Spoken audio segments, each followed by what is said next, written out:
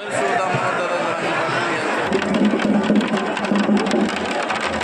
सुद्धा काही बांधव या ठिकाणी चिखलामध्ये बसले आहेत. आपण यांच्याकडून माहिती घेऊया. आपण कुठले आहेत बंधू? यवतमाळ. म्हणजे यवतमाळ मधले आहेत तुम्ही आणि सांगली जिल्हा. तुम्ही अहिल्यानगर. तुम्ही लातूर. म्हणजे विविध जिल्ह्यामधून आलेले हे बांधव या ठिकाणी भर पावसामध्ये आपण खाली बघू शकता चिखलामध्ये बसले आहेत. परंतु मनोजदादा जरांगे पाटील यांची साथ सोडायला तयार नाहीत. बरोबर. तुम्ही किती वेळ बसणार असं पावसामध्ये? पूर्णतः भिजले तुम्ही. जोपर्यंत दादाचा उपोषण सुरू राहील शेवटपर्यंत.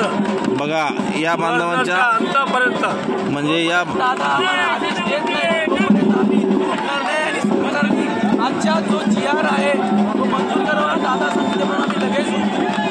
म्हणजे मनोजदादा जरांगे पाटील यांच्या आदेशाशिवाय इथून कोणीच उठायला तयार नाहीये. जोपर्यंत दादा बसतील पाऊस पडला तरी हरकत नाही असं यांचं म्हणणं आहे. बघूयात. दादांची मागणी योग्य आहे, नैसर्गिक आहे. कारण जे रेकॉर्ड आहे आम्ही कुणब्याची पुराय म्हणून चिखलात बसलोय. हे मराठा आणि कुणबी हे दोन्ही एकच आहेत. एक भाऊ मराठा एक भाऊ कुणबी असं होऊ शकत नाही. आणि प्रत्येक मुख्यमंत्र्यांच्या युगोसाठी हे आंदोलन तापवत आहे. मराठ्यांना वेगळं करण्यासाठी गेल्या 40 वर्षापासून हे षडयंत्र केलं जाते आणि त्या षडयंत्राचा आता स्फोट होऊन आम्हाला हक्काचं आरक्षण दादांच्या मार्फत मिळणार आहे. आम्हाला पूर्ण विश्वास आहे आणि शेवटच्या रक्तातील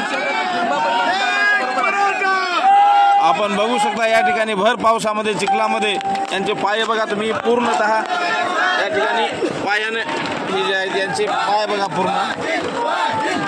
आणि हे बलिदान आहे ते वाया जाणार नाही आहे. असं पण किती कष्ट मराठ्यांच्या जीवनासाठी किती कष्ट आपण बघू शकता. कोपर्डीची ताई आणि 400 बांधवांच्या बलिदानातून हे आंदोलन उभा राहिलेलं आहे आणि ते सदस्य आम्हाला मिळणार आहे आम्हाला पण माहित आहे. पण याचं यश आपण घेतल्याशिवाय आम्ही इथून हलणार नाही. आम्ही संपूर्ण दादांच्या बरोबर आहे.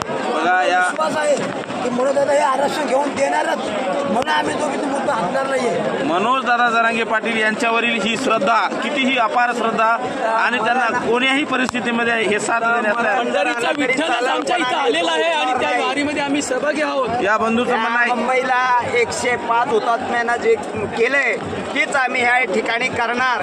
मरण जरी आलं तर आम्ही इथून उठणार नाही. पाऊस थंड वारा बघणार नाही. जागेवर मरण आलं तरी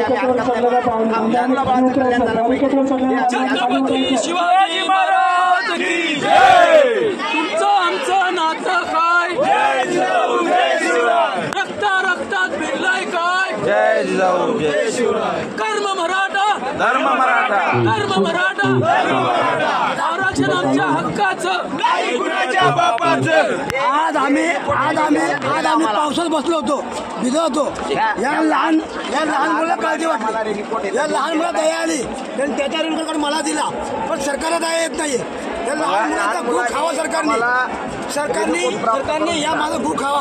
कारण ह्या लहान मुला दया आली त्यांनी मला रेनकोट दिला. मी त्याला बोललो का मला तू भिजशील. तो मला बोला मी आता घरी जाणार आहे, मी घेणार आहे. तुम्ही इथं बसताय मधली माणसं तर तुम्हाला हा रेनकोट घ्या.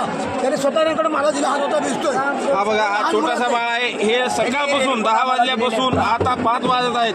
5 वाजेपर्यंत सारखं पावसामध्ये आहेत. सकाळी 10 पासून बसले आहेत आणि भिजत असल्यामुळे ह्या लहान बाळाने काय म्हटला की रेनकोट घ्या काका तुम्ही भिजताय म्हणून. बघा म्हणजे यांचं म्हणणं आहे सरकारला दया येत नाही. हे निष्ठूर सरकार. लहान मुलाला दया आलेली. बघा या लहान मुलाला दया आलेली आहे आणि हे बांधव यांचे पाय पूर्णतः मुरून भिजून असे सडायच्या मागे आहेत. बघू शकता आपण तुम्ही. हे बघा तुम्ही चालत आलेले हे बांधव आहेत आणि मनोजदादा जरांगे पाटील यांची साथ सोडायला तयार नाहीत. आझाद मैदानावर जिकडं तिकडं चिखल झालेला आहे. माथा माऊली असतील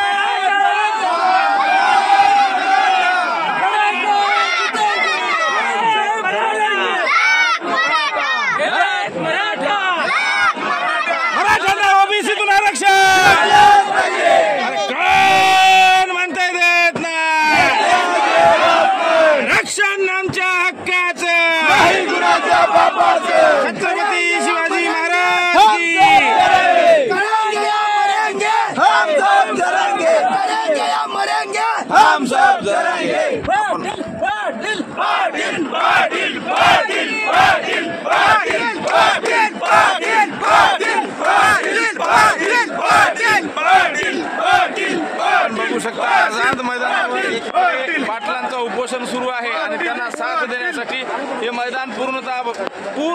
आहे मराठ्यांनी.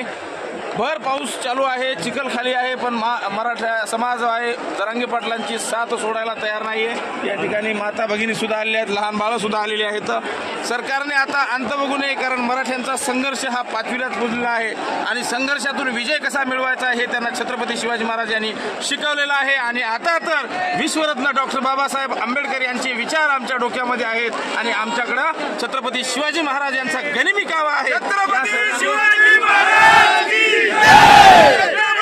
शिवाजी महाराज भवानी जय शिवाजी. विश्वरत्न डॉक्टर बाबासाहेब आंबेडकरांचा, पुण्यश्लोक अहिल्यादेवी होळकरांचा. एक मराठा, एक मराठा, एक मराठा, एक मराठा. लढाएंगे जीतेंगे, हम सब लड़ेंगे.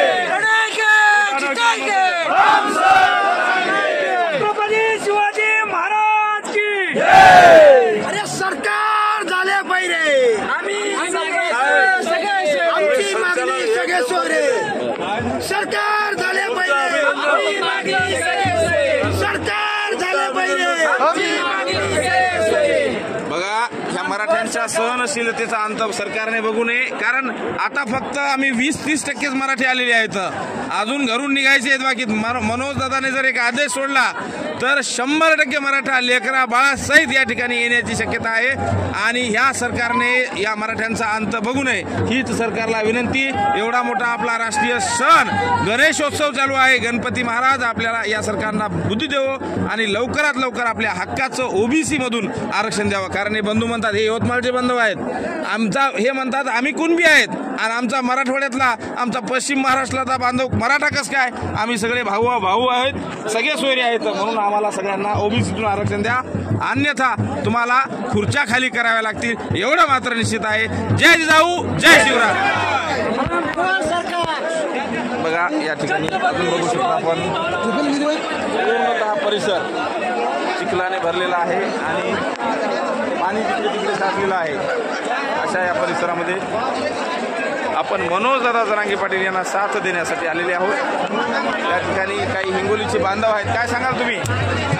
या ठिकाणी मराठा बांधव सकाळपासून या ठिकाणी पावसात भिजत आहेत. कोणापाशी छत्री आहेत, कोणापाशी रेनकोट आहेत. सरपाशी छत्री नाही, रेनकोट नाही, तरी सकाळपासून या ठिकाणी भिजत मनोज दादाला साथ देत आहेत. सर्व मराठा बांधवांनी हा निर्धार केला आहे, जोपर्यंत आरक्षण मिळणार नाही तोपर्यंत एकही मराठा बांधव ही मुंबई सोडणार नाही. एक मराठा, लाख मराठा. SMS महाराष्ट्र चॅनलवर विविध अपडेटसाठी मराठा आरक्षणासाठी SMS महाराष्ट्र चॅनलला सबस्क्राईब करा, लाईक करा आणि शेअर करा. मराठा आरक्षणामधील प्रत्येक अपडेट जाणून घेण्यासाठी आपण या चॅनलला सबस्क्राईब करू शकता.